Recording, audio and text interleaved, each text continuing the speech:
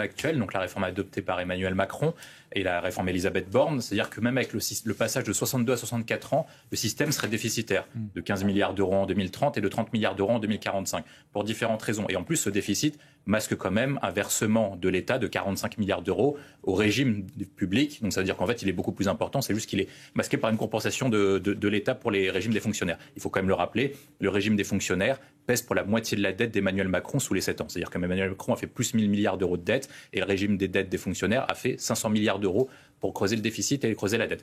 Ensuite, après, pour revenir sur les différents scénarios. Le premier scénario, ça a été rappelé, c'est qu'il faudrait augmenter le taux d'emploi. Or, on n'en prend pas le chemin dans la mesure où le plein emploi fixé par Bruno Le Maire à l'époque, ministre de l'économie et des finances, et par Emmanuel Macron, est loin d'être atteint parce qu'on va davantage augmenter le taux de chômage dans les années à venir au regard de la situation économique mondiale et au regard de notre situation de compétitivité et notre situation économique qui sont plutôt dans le rouge, plutôt que d'atteindre le plein emploi. C'est-à-dire que les prévisions de la Cour des comptes pourraient être finalement trop optimistes et pas assez alarmistes. Dernier point, je pense que ça va être ça le sujet, c'est comment vous faites politiquement en fait, pour faire accepter une réforme. La vérité, c'est que pour faire accepter et pour résoudre le déficit de retraite, il faudrait augmenter finalement l'âge de départ, non pas à 64, mais peut-être à 65, voire 67 ans. Donc monsieur va faire une crise, et donc ça ne marchera pas. Et puis politiquement, ce ne sera pas accepté par l'ensemble des organisations syndicales, plus le Parti socialiste. Mais la vérité, c'est que les ensembles des pays européens partent sur cette ligne, c'est qu'ils partent à la retraite entre 65 et 68 ans, et que la France part beaucoup trop tôt.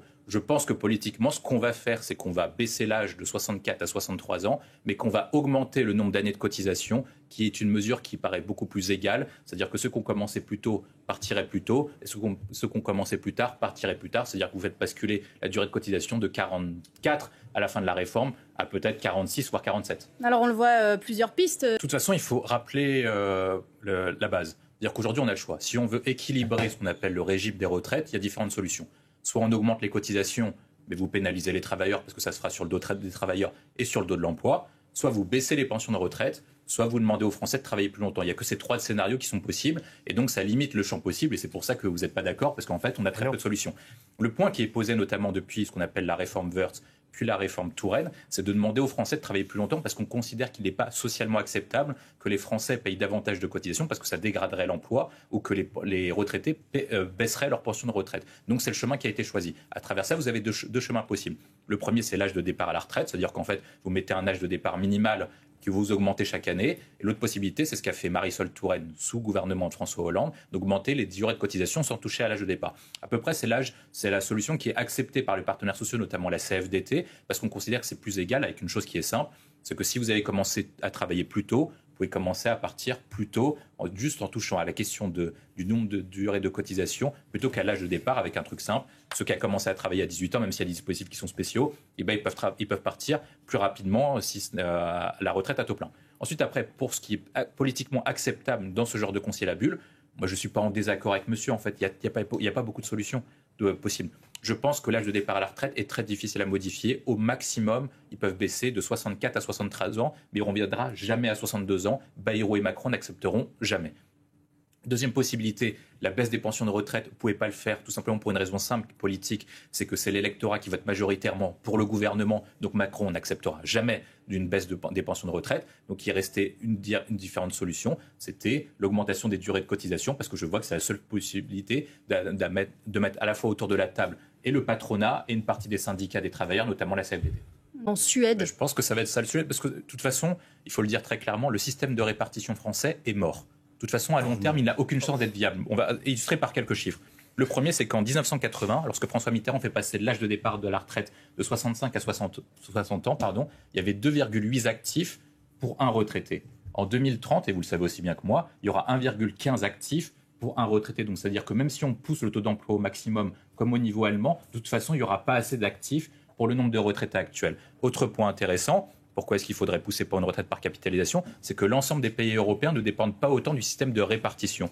Pourquoi? Lorsqu'un Français part à la retraite, son niveau de revenu de l'État provient exclusivement du système de retraite de l'État de 85%. Pour les autres pays, on est entre 60 et 65%, donc à travers des retraites complémentaires ou des retraites par capitalisation. C'est-à-dire qu'en fait, aujourd'hui, l'ensemble des pays européens ont compris que vous ne pouvez pas tenir exclusivement sur le système par répartition en raison du vieillissement de la population et en raison de la faible natalité qui fait qu'à terme, le système de retraite par répartition est mort. Parce que qu'est-ce que c'est qu'un système de retraite par répartition ? C'est-à-dire que c'est un système auquel les actifs d'aujourd'hui cotisent pour les retraités de demain. Mais quand les gens disent « je cotise pour ma propre retraite », ce n'est pas totalement exact. Vous payez les retraites de vos grands-parents ou de vos parents à l'heure actuelle. Or, le système actuel n'est pas viable en raison d'un changement très profond de la société. Premier point, et vous le savez aussi bien que moi, c'est-à-dire que les gens qui restaient dans la même entreprise ne le restent plus parce qu'on a une individualisation des carrières et maintenant les carrières sont plus aussi linéaires qu'avant. Donc maintenant, les gens ont besoin de liberté, ce qui posera la retraite à terme de la retraite à points, même si vous êtes contre. Deuxième point, c'est une question d'actifs stratégiques. Pourquoi est-ce que les Américains utilisent la retraite par capitalisation ? Parce qu'en fait,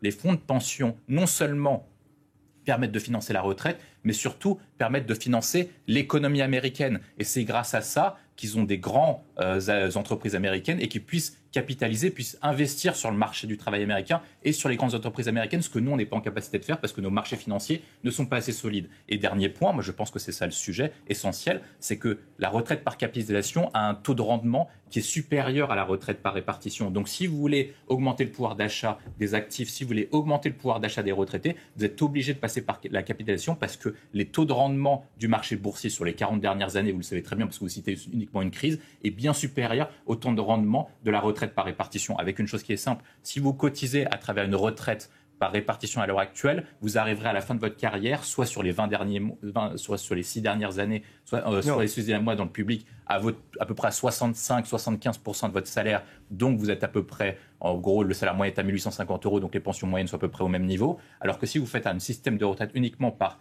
capitalisation, vous serez à une retraite qui sera beaucoup plus élevée. Et après, j'ajoute un dernier point. Quand monsieur dit que la retraite par capitalisation tuerait l'ensemble des gens, ce n'est pas totalement exact. Et vous le savez aussi bien que moi, c'est que si on met un système par capitalisation en place, ce sera un système qui est complémentaire au système actuel, dans la mesure où on a besoin qu'un renouvellement complet se fasse et qu'un système par capitalisation complet, même si on le lançait aujourd'hui, ne prendrait effet que dans 42 ou 44 ans.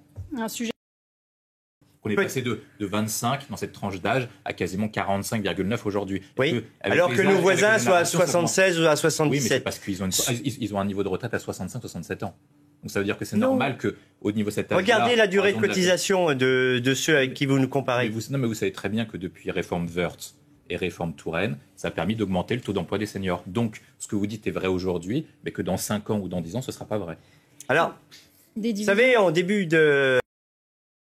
William T., est-ce que ce conclave a de l'avenir ?